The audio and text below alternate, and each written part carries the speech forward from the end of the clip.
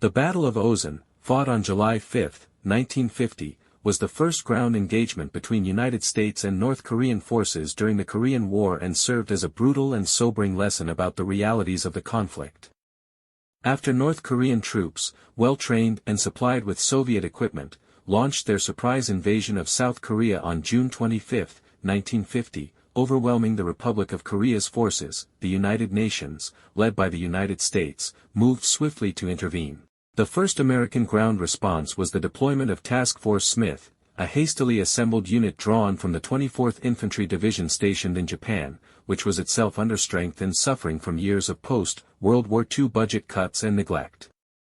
Task Force Smith, named after its commander Lieutenant Colonel Charles Bradford Smith, consisted of about 540 men, supported by 6 105 mm howitzers, 2 4.2-inch mortars, and a limited supply of anti-tank weaponry, primarily outdated 2.36-inch bazookas and a few recoilless rifles. Many of the soldiers were young, poorly trained, and had little or no combat experience.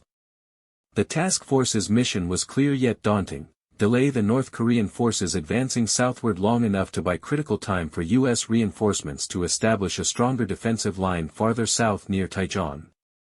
On the night of July 4, Task Force Smith dug defensive positions on 2 low ridgelines just north of Osan, overlooking the main highway to Seoul. At approximately 0730 hours on July 5, American forward observers spotted a column of North Korean T-34-85 tanks approaching. At first, Smith withheld fire to lure the tanks into a vulnerable position, but when they got within 700 yards, the order was given to engage.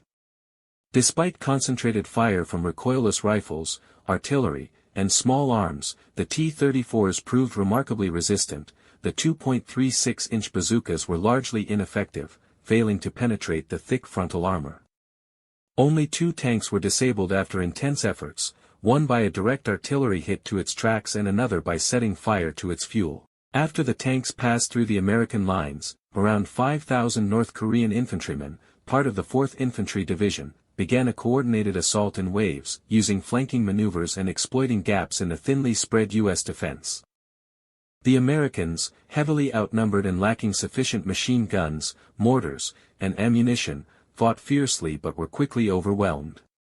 Communications between the infantry and artillery units became unreliable under the stress of the attack, and confusion began to spread among the American ranks.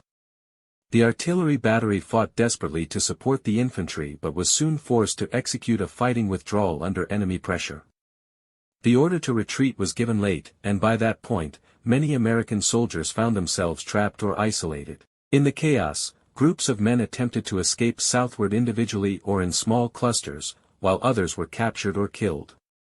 In total, Task Force Smith suffered approximately 180 casualties, killed, wounded, or missing out of the original 540 men.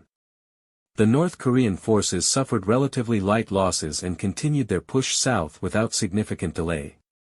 The Battle of Osan revealed deep systemic problems within the post-war U.S. military, including inadequate training, poor equipment, and a dangerous underestimation of the enemy's capabilities. American leaders quickly realized that fighting in Korea would require a far greater commitment than initially anticipated.